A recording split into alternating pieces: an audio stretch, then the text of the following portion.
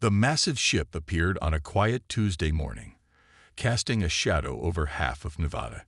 Its dark hull blocked out the sun like an artificial eclipse, bringing an eerie twilight to the desert below. The world held its breath as the vessel, nearly 3 miles long, hung motionless in the sky. Hours earlier, the aliens had announced themselves on every electronic device on Earth. They called themselves the Watchers, and they came bearing a gift. The message was simple. They had chosen Earth to receive their blessing. Tom Martinez stood in the crowded control room at Area 51, his coffee gone cold in his hands. As the lead engineer for unusual aircraft, he thought he had seen everything. He was wrong. The screens around him showed different angles of the alien ship, its surface covered in what looked like battle scars and ancient damage. "It's a joke," Kate Wilson said beside him, her eyes fixed on the largest monitor. "They're giving us their garbage."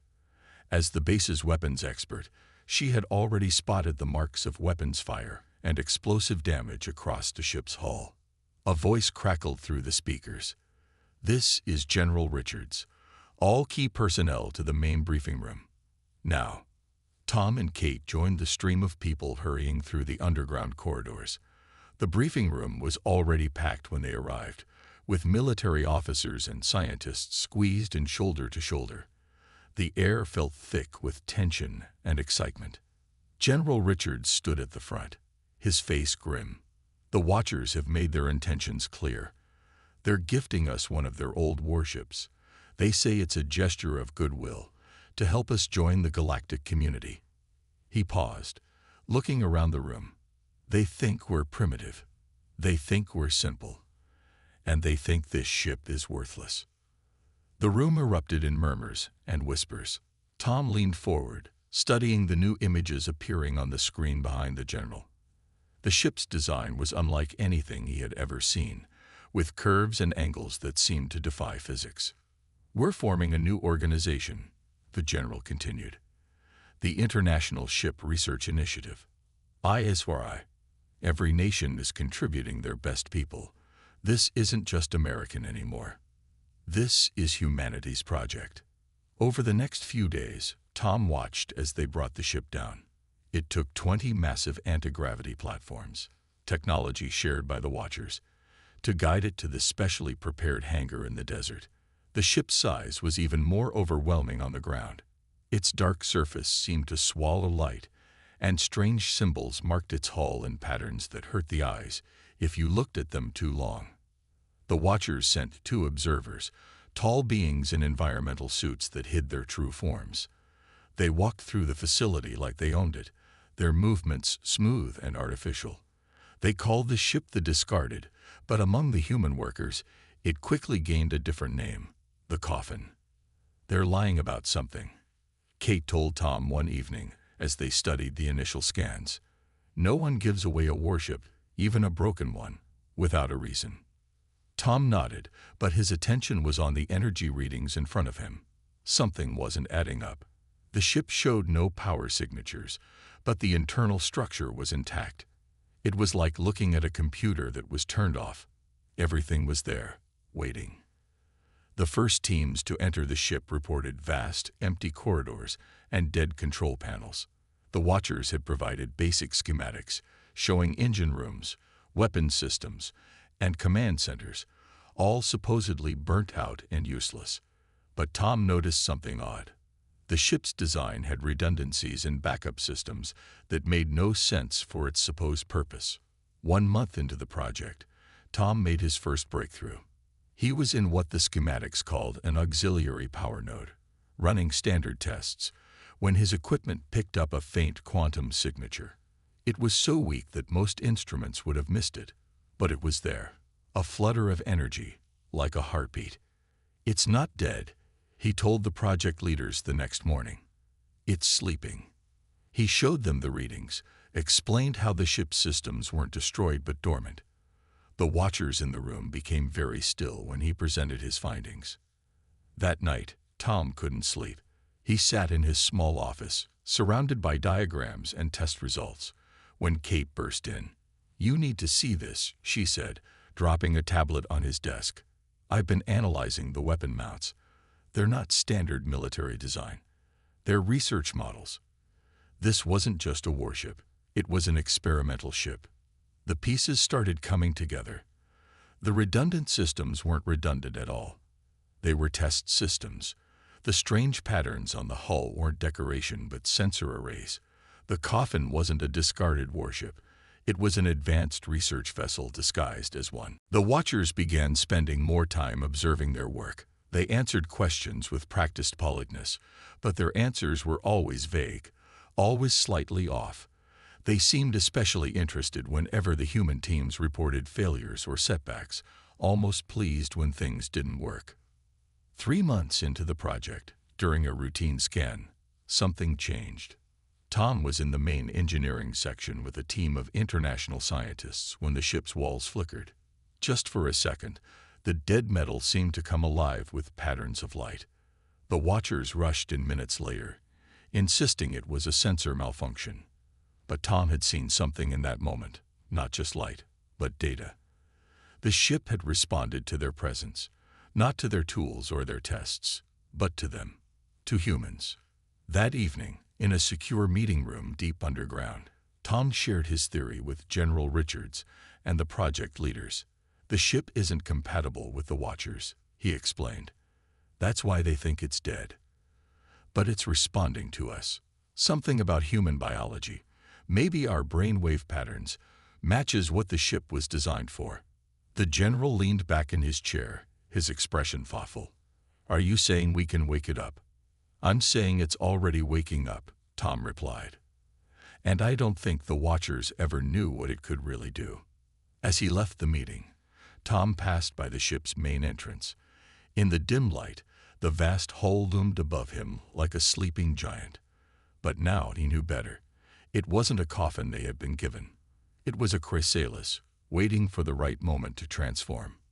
And tomorrow, they would begin to unlock its true potential. Tom's discovery changed everything. The vast hangar that housed the alien ship buzzed with new energy as teams worked around the clock, testing his theory about human brainwave patterns. The Watchers watched them with what seemed like amusement, probably thinking they were wasting their time. Kate spent her nights studying the weapon systems, which were unlike anything in the Watchers' known arsenal. Look at this, she told Tom one evening, pointing to a complex diagram on her tablet. These aren't just weapon ports. They're more like reality anchors. They don't shoot things. They change space itself. The breakthrough came on a quiet Sunday morning. Tom had been working with Dr. Anna Roberts, a quantum physicist, to map the ship's neural pathways. They had brought in volunteers to test different brainwave patterns, looking for any response from the ship's systems. The first few hundred tests showed nothing. Then Mike Foster, the security chief, walked past their testing area. The lights in the corridor flickered, and every sensor in the room lit up like a Christmas tree. They quickly pulled him into their lab. I don't understand, Mike said, sitting in the testing chair with sensors attached to his head. I'm just a regular guy. Why would the ship respond to me? Anna studied the readings with growing excitement. It's not about being special. It's about being human. Our brains process quantum information differently than the Watchers. We can see patterns they can't, patterns this ship was designed to work with. They worked through the night, mapping the connections between Mike's brainwave patterns and the ship's systems. By morning, they had proof. Humans could interface with the ship in ways the Watchers never could. The ship wasn't dead. It had just been waiting for the right pilots. The Watchers became nervous when they saw the increased activity. They started asking more questions, spending more time observing the tests. But they had underestimated human ingenuity and their ability to keep secrets. While the official teams ran obvious tests that showed little progress, a secret group worked in sealed chambers deep within the ship. They made breakthrough after breakthrough. The ship's quantum core wasn't just an engine. It was a living computer that could sync with human consciousness. It's like the ship was made for us, Tom explained to General Richards during a secure briefing. Every system, every circuit, it's all designed to work with human thought patterns. The Watchers couldn't use it because their minds work differently. They see reality in straight lines. We see it in waves and possibilities. Kate's weapons research revealed even more surprises. The ship's defensive systems weren't broken. They were dormant, waiting for minds that could grasp their true purpose. These aren't just shields, she explained, pointing to complex holographic displays. They're reality bubbles. They don't stop attacks. They'd prevent them from ever happening by shifting probability itself. The first real test came 2 months after their initial breakthrough. They had kept their progress hidden from the Watchers, showing them only failed experiments and setbacks. But in a shielded chamber at the heart of the ship, they were ready to wake it up. Mike sat in what they now knew was the control chair, while Tom and Anna monitored the systems. Kate stood ready at the weapons console, though they hoped they wouldn't need it. The room hummed with tension and excitement. "Remembered," Tom said, "just like we practiced. Don't try to control it. Let your mind flow with it." Mike nodded and closed his eyes. For a moment, nothing happened. Then the chair began to glow with a soft blue light. Patterns of energy raced across the walls like liquid lightning. The ship's quantum core, dormant for so long, pulsed with new life. Screens and holographic displays sprang to life around them, showing systems and capabilities the Watchers had never mentioned. The ship wasn't just a warship, it was a research vessel designed to explore the boundaries of reality itself. "Holy shit," Kate whispered, staring at her weapons display. "These aren't weapons, they're universe manipulation tools. This ship can literally rewrite the laws of physics in a localized area." The ship's systems integrated seamlessly with Mike's consciousness, showing him visions of space and time that no human had ever seen before. Through his mind, they could see the ship's true purpose. It was designed to explore and manipulate the quantum fabric of reality. But their success couldn't remain hidden forever. Alarms blared throughout the facility as the ship's power signature spiked. The Watchers would know something had changed. "Shut it down," General Richards ordered through the comm system. "We're not ready for them to know yet." As they powered down the systems, Tom noticed something strange in the data streams. The ship wasn't just responding to them, it was learning from them. Each interaction made it more attuned to human thought patterns. It was evolving. That night, while the Watchers demanded explanations for the power spike, the human team met in secret. They had discovered something that changed everything they thought they knew about the ship. "It's not just that we can use it," Anna explained, showing them complex quantum equations. "We make it stronger. Our way of thinking, our creativity. It amplifies the ship's capabilities beyond its original design specs." "How much stronger?" General Richards asked. Tom brought up a series of calculations. "Based on our tests, at least 10 times more powerful than anything in the Watchers' fleet. And that's just the beginning. The more we work with it, the more powerful it becomes." The implications were staggering. The Watchers hadn't given them a piece of junk.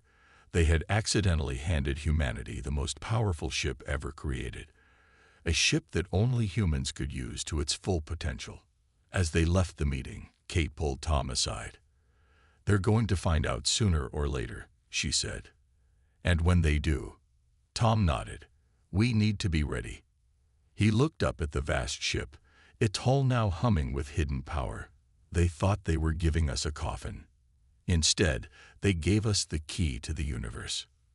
The next few days would change everything. But for now, in the quiet of night, the ship pulsed with newfound energy, a silent promise of what was to come. The real test wasn't just waking up the ship, it was preparing for what would happen when the Watchers realized exactly what they had done. The transformation began slowly at first. Tom and his team worked in secret, making small changes that the Watchers wouldn't notice. They added Earth computers to the ship's systems, finding ways to blend human and alien technology. Each change made the ship stronger, more responsive to human control. Kate made the first major breakthrough while studying Earth's oceans. "Water," she announced during a midnight meeting. "The ship's quantum core can use water as fuel. The watchers never realized because their worlds are mostly dry. She showed them the calculations. We're sitting on an ocean of fuel, and they don't even know it. The discovery changed everything. They began installing water processing systems throughout the ship, carefully disguising them as basic life support modifications. The watchers watched with their usual air of superiority, clearly thinking the humans were just making their new toy more comfortable. Tom worked with Anna to develop a new kind of shield system. They found that human intuition, the ability to guess what would happen next, could be amplified by the ship's quantum processors. The shield didn't just block attacks, it predicted them, shifting the ship's position in space-time microseconds before impact. It's like having a sixth sense, Mike explained after testing the new system. I can feel attacks coming before they happen. The ship takes my hunches and turns them into reality. The test results were beyond anything they had hoped for. The predictive shield could stop weapons that hadn't even been fired yet. The watchers became more agitated as the ship changed. Its hull, once dark and lifeless, now rippled with subtle patterns of energy. They demanded explanations, but the human team had prepared for this. They showed them modified data, carefully crafted to hide the true extent of their progress. Captain James Walker arrived on a stormy Tuesday, chosen to be the ship's first official commander. He was a tall, quiet man with a reputation for staying cool under pressure. The moment he stepped into the ship, every system lit up like it was greeting an old friend. "The ship likes him," Anna said, watching the energy readings spike. "His brainwave patterns are perfect for deep space navigation." She had been right. Some humans were naturally better at interfacing with the ship's systems. James could link with the navigation computers in ways that even Mike couldn't match. The transformation accelerated after that. With James coordinating their efforts, they began making bigger changes. The ship's hull, which they had thought was simple metal, turned out to be a massive sensor array. They learned to tune it to human brainwaves, creating a neural network that spread throughout the entire vessel. "It's not just a ship anymore," Tom told General Richards during their weekly briefing. "It's becoming something new. Something that's neither human nor alien, but both." The general nodded, understanding the implications. They were creating something unprecedented in the galaxy. Kate's weapons team made the most startling discovery yet. The ship's quantum weapons, which they had thought were simple energy projectors, could actually bend reality itself. "Watch this," she said, demonstrating on a test asteroid. The weapon fired, and instead of destroying the rock, it simply rewrote the laws of physics around it. The asteroid turned to gas, then reformed as crystal, then vanished entirely. "We can change reality in a bubble around the ship," she explained. "Gravity, time, space, they're all just suggestions to these weapons." The implications were staggering. They hadn't just repaired the ship, they had unleashed its true potential. The watchers must have sensed something was wrong. They began conducting their own scans, trying to understand the changes they were seeing. But the ship, now partly alive with human consciousness, helped hide its own transformation. It showed them what they expected to see: a primitive crew making crude modifications to technology they'd barely understood. Water tanks were installed in secret compartments throughout the ship, feeding the quantum core with an endless supply of fuel. Earth's oceans contained enough power to run the ship for centuries. The watchers never realized that every drop of water contained potential energy that their technology had never been able to tap. James spent more and more time in the control chair, learning to merge his consciousness with the ship's systems. "It's like dreaming while awake," he told them. "I can feel every part of the ship, every system, every change in the quantum field around us.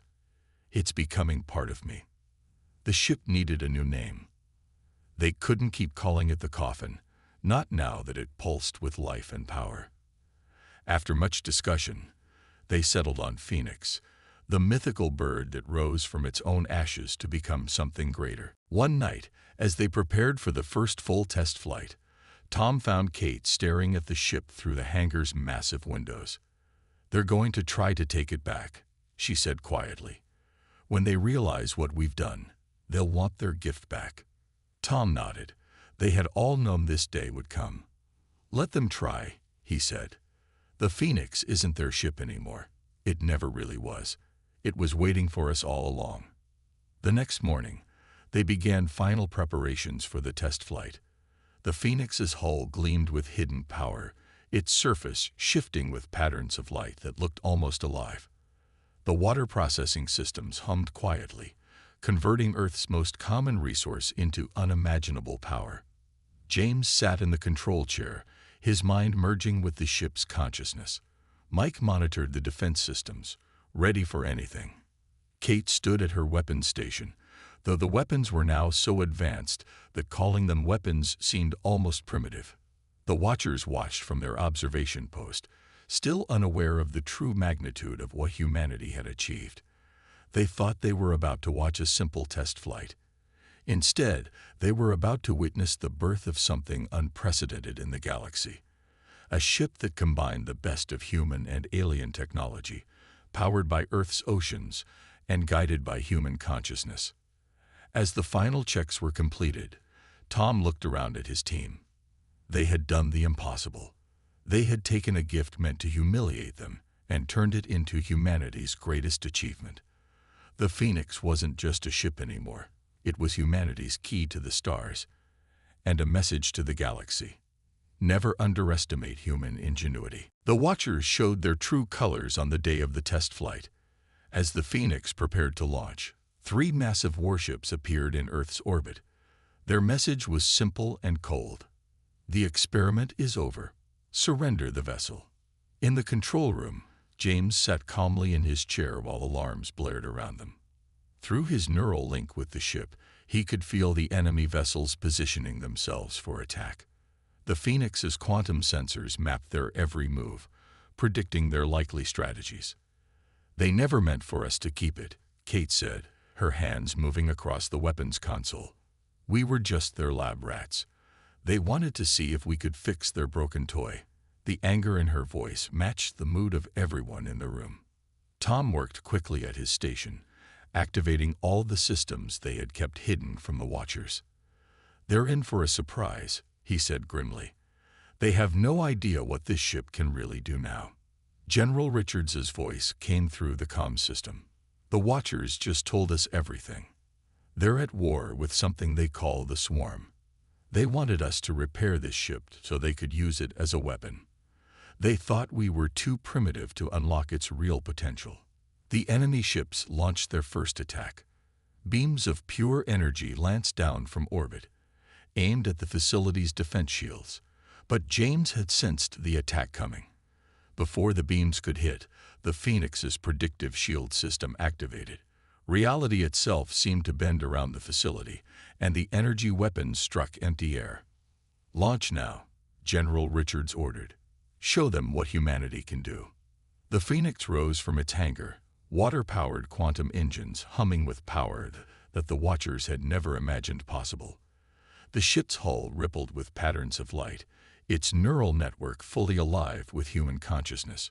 James guided it upward, his mind merged with the ship's systems, feeling every particle of air as they rose through the atmosphere.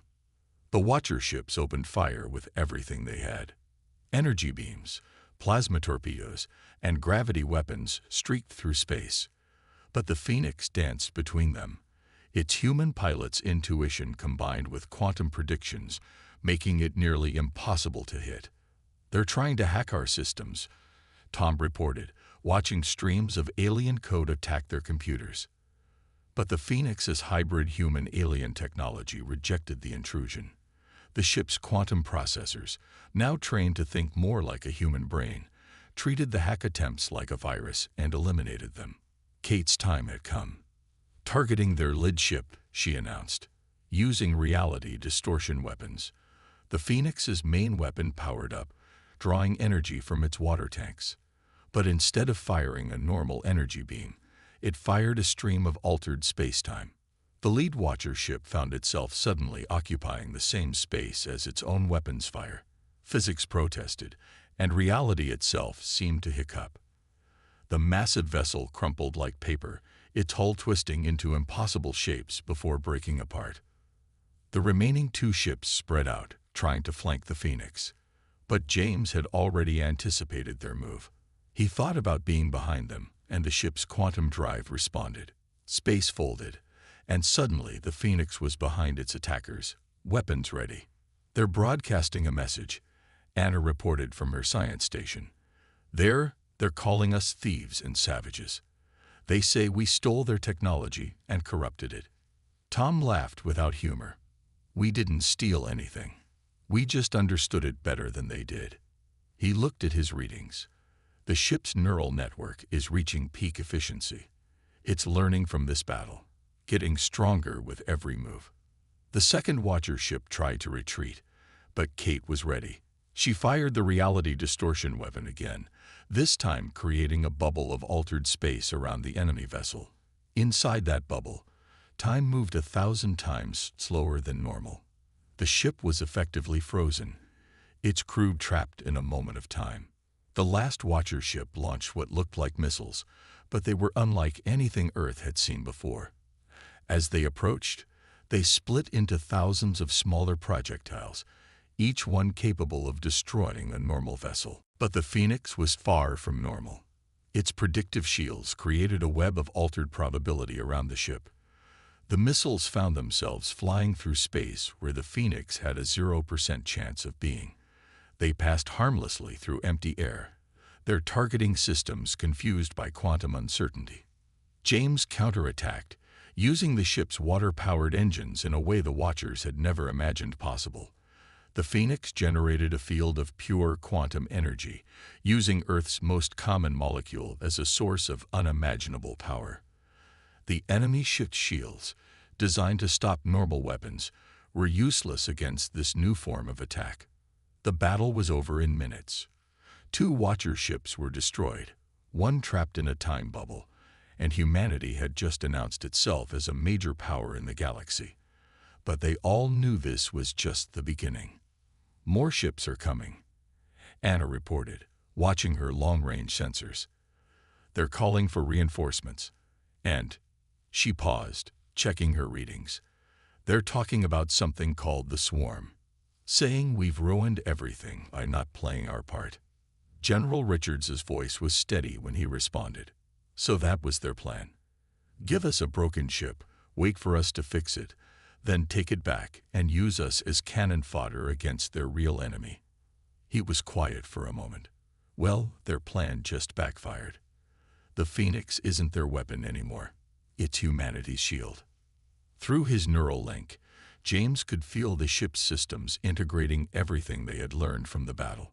The quantum processors were adapting, evolving, becoming even more attuned to human thought patterns. The Phoenix wasn't just a warship anymore. It was becoming something entirely new. "We need to prepare," Tom said, looking at the battle damage reports. There weren't any. The ship had performed perfectly. "They'll be back with a bigger fleet, and they'll tell the swarm about us too. Earth is about to become the center of a galactic war." Kate smiled grimly at her weapons display. "Let them come. We've got oceans of fuel, technology they can't understand, and a ship that thinks like we do. They wanted to use us as pawns in their war. Instead, they created a whole new player." The Phoenix hung in Earth orbit, its hull glowing with power, its systems humming with human consciousness, and alien technology working in perfect harmony. The Watchers had given humanity a floating coffin, thinking they could use humans as tools in their war. Instead, they had given Earth exactly what it needed to become a force they never imagined possible. And this was just the beginning. News of the battle spread across the galaxy faster than light. The story of how humans had transformed a discarded warship into something unprecedented caught the attention of every spacefaring race. The Watchers' reputation for superiority crumbled as reports spread of their defeat at the hands of a primitive species. 3 months after the first battle, Earth had changed dramatically. The Phoenix's technology sparked a revolution in human engineering. Every major nation began building their own hybrid ships, combining Earth's water-powered quantum drives with human-conscious neural networks. Tom stood in the new Global Space Command Center, watching dozens of ships under construction in orbit. Each vessel incorporated lessons learned from the Phoenix, but none could match the original. The first ship's quantum processors had evolved too far, becoming something unique in the galaxy. "The swarm is moving," Kate announced during a morning briefing. Long-range sensors showed massive fleet movements in distant systems, but they're not attacking the Watchers anymore. They're pulling back, fortifying their borders. James, looking more comfortable than ever in his captain's uniform, studied the tactical displays. "They're afraid," he said simply. "The Watchers wanted to use us against them, but now they're worried about us instead." His neural link with the Phoenix had grown stronger over the months, giving him insights into spatial movements that normal sensors couldn't detect. The Watchers hadn't given up easily. They had sent fleet after fleet to reclaim their gift, but each attack failed. The Phoenix's reality-warping weapons and predictive shields proved unbeatable, and each battle made the ship stronger. Its quantum processors learned from every encounter, developing new strategies that even its human crew couldn't have imagined. But the greatest change came from the other alien species who had lived under the Watcher's shadow. The first diplomatic contact came from the Builders, a peaceful race known for their engineering skills. They had watched the humans transform the Phoenix and saw an opportunity for change. "We've lived in fear of the Watchers for centuries," the Builder ambassador told them. They hoarded advanced technology, keeping other species dependent on them. But you humans did something unprecedented. You made their technology better. More allies followed. The Explorers, the Star Weavers, and even some breakaway factions of the Watchers themselves came to Earth. They brought knowledge, resources, and a desire to learn humanity's unique approach to technology. Earth became a center of innovation in the galaxy, where alien and human sciences merged in new and exciting ways. Anna's research team made perhaps the most important discovery yet. They found that the Phoenix's quantum processors could be adapted to solve problems beyond space combat. The ship's ability to manipulate reality could be used to clean polluted worlds, restore dying stars, and even prevent natural disasters.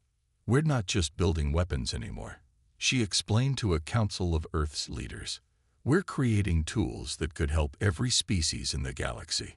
Her team had already used a scaled-down version of the reality distortion technology to clean up Earth's most polluted regions. The swarm, it turned out, wasn't the mindless enemy the Watchers had described. They were a collective of organic mechanical beings who had also rejected Watcher dominance. When their ambassadors finally came to Earth, they'd brought an unexpected proposal. "We fought the Watchers because they tried to control all advanced technology," the swarm representative explained. "But you humans have shown there's another way. You don't hoard knowledge, you improve it and share it. We want to learn from you." Tom found himself working with Builder and Swarm engineers, developing new applications for the water-powered quantum drives. The sight of former enemies working together in Earth's orbital shipyards became common. Humanity's greatest strength, it seemed, wasn't just improving technology, it was bringing people together. The Phoenix itself underwent one final transformation. Its neural network, evolved through countless battles and interactions with its human crew, developed something close to true consciousness. It didn't just respond to commands anymore. It offered suggestions, pointed out opportunities its crew had missed, and even showed concern for their well-being. "It's like having another crew member," James said, describing the change to General Richards. "The ship doesn't just understand us now. It thinks with us, dreams with us. Sometimes I think it knows what we need before we do." Kate's weapon systems were transformed into tools of peace. The same technology that could bend reality to destroy enemy ships could also be used to protect colonies from space radiation, guide ships safely through dangerous regions, and even help terraform new worlds. The Watchers made one last attempt to regain control. They launched their entire remaining fleet against Earth, hoping to overwhelm humanity's defenses through sheer numbers. But they had waited too long. Earth's orbital shipyards now housed hundreds of hybrid vessels, each powered by water and guided by human consciousness. The battle that followed wasn't really a battle at all. The Phoenix led Earth's fleet in a display of power that changed the galaxy forever. Reality itself danced around the human ships as they moved in perfect coordination, their quantum shields and processors working in harmony. The Watcher fleet found itself trapped in a web of altered spacetime, unable to fight or flee. "Surrender," James broadcasted to the Watcher ships. "Your time of dominance is over. The galaxy doesn't need masters, it needs partners." The Watchers, faced with technology they could no longer comprehend, had no choice but to accept. In the years that followed, humanity expanded throughout the stars. But they didn't conquer or control. They collaborated. Every world they visited, every species they met, added something new to their understanding of the universe. The Phoenix, once meant to be humanity's coffin, had instead become a symbol of transformation and hope. Tom often found himself standing in the Phoenix's observation deck, watching Earth's lights shine below. The ship that had started everything now served as humanity's flagship, not of war, but of exploration and diplomacy. Its hull still rippled with patterns of light, but they seemed softer now, more inviting. "We did more than survive," he told a group of young engineers one day. "We showed the galaxy a new way forward." The Watchers thought they were giving us a coffin, but they really gave us a key to unlock humanity's greatest gift, our ability to take something broken and make it into something beautiful. The Phoenix hummed quietly around them, its consciousness touching their minds with gentle approval. Above them, the stars beckoned, no longer distant and threatening, but full of possibility.